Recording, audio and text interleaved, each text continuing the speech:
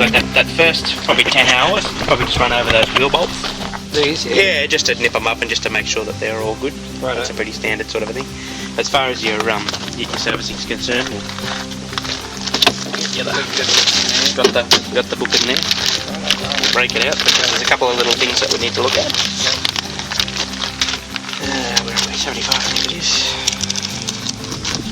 75 service intervals. So obviously there's your as needed, which is things like, you know, if your alternator belt's knackered or something like that, we'll swap it over. Yeah. So after 10 hours is your wheel bolts, all that sort of stuff. It lays it out nice and easy for you. Or daily checks, so obviously you're going to check your oil, your water, that sort of stuff that you'd be used to, you don't need to be told that. At 50, we need to do the transmission and oil filter, and they'll also clean the suction screen on the transmission as well. That's pretty important because that's just due to manufacturing processes. It could be a little bit of machining. You got to do that? Well, you can do it, or we can do it. If I get the bits, I can do it? Yeah, you can do it, it's not going to hurt. Yep. After that, at every 50 hours you just want to check the level on your front axle as well, which is just around here, mate. Probably a bit easier if you just lift the bucket, but little fella there. Just pop it open, it's got the dipstick on it. Dipstick on? Yep. Okay. Check that. What else do we got? 200 hours is engine oil. So now what you want to do is you want to keep an eye on engine oil. Obviously dip it. Now it's a bit of a spot. Again, bucket up, lift the bonnet.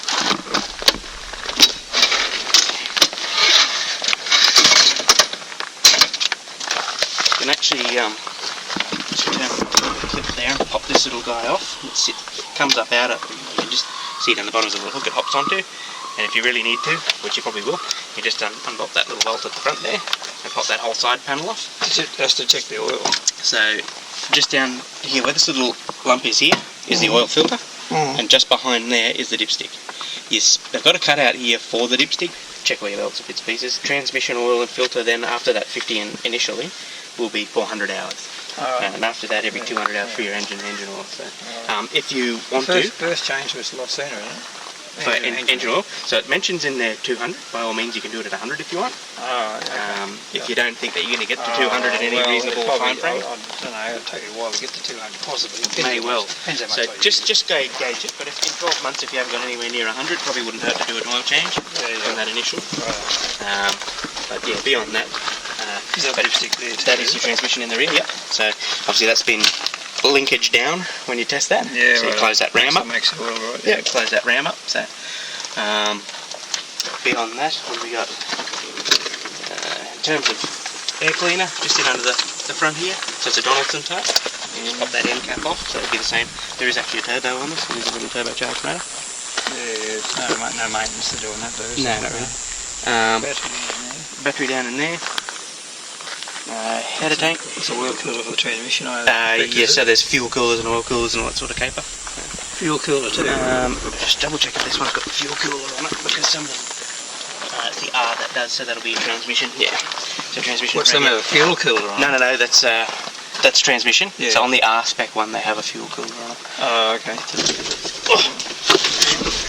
Yep. So it's got a little strap, and down she goes. Just on this side here, is your little seat.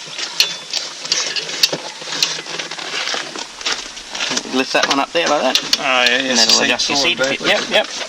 And there is obviously weight adjustment. Weight adjustment there. And there's some height there as well. We can adjust that up and down in height if need be.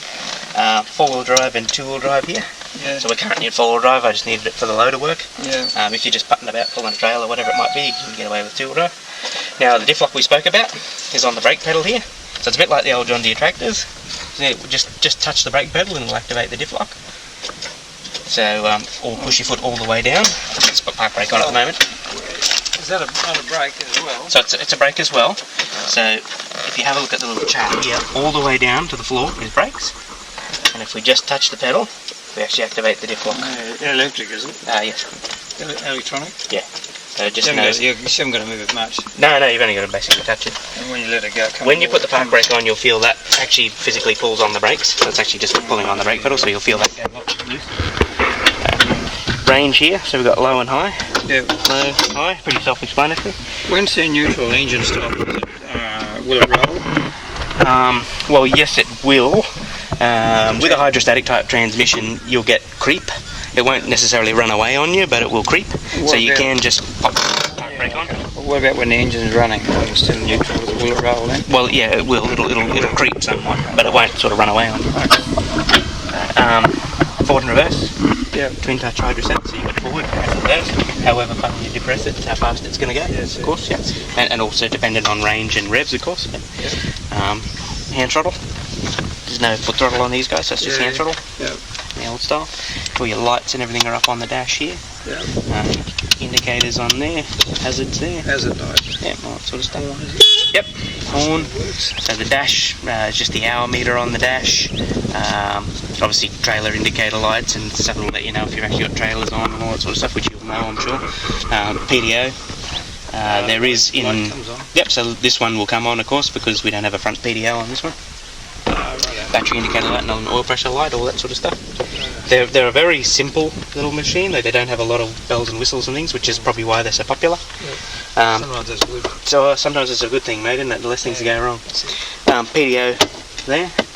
Just lift it and lower it for activation. Obviously loader controls a standard issue, up and down, crowd.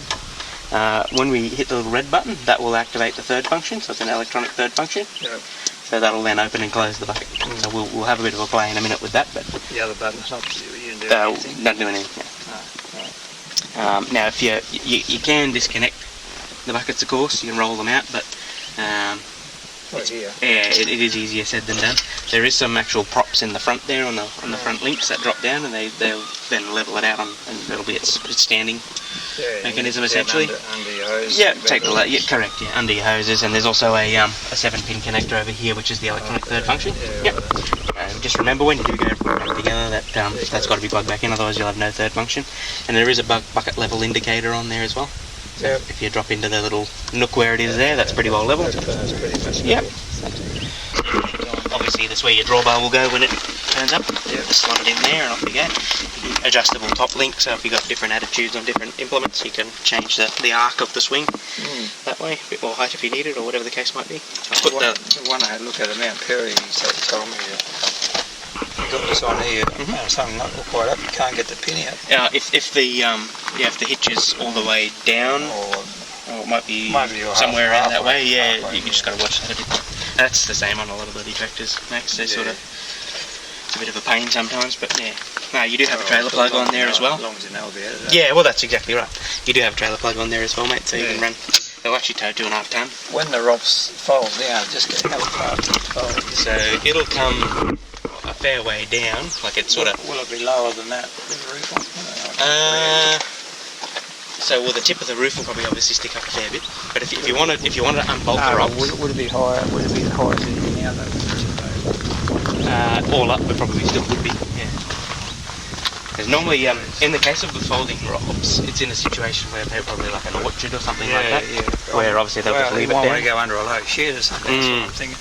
Yeah, I'll work that out. Yeah. I'll work that out. I'll try. I mean, you've probably got a little bit of room. You could actually drop that roof down if you wanted to. You've still got a bit of room there. Just get letting those bolts off and just slide it down the shaft, the thing a bit. Yeah. If you wanted a bit more clearance. Yeah. But that's I guess that's a sort of have a bit of a play with it and nut it out sort of thing. Yeah, I put the little strap on there. I didn't have one. I put that on there for you. It just stops that dancing around. But they're also adjustable there as well, so you can actually bring them into that nice sort of view. If you see a grease point, don't be scared of it. That's always the way. A lot of stuff nowadays, as you know, is sort of sealed units sort of gear, but there is on the loader you've got a fair few grease points there. Not a lot of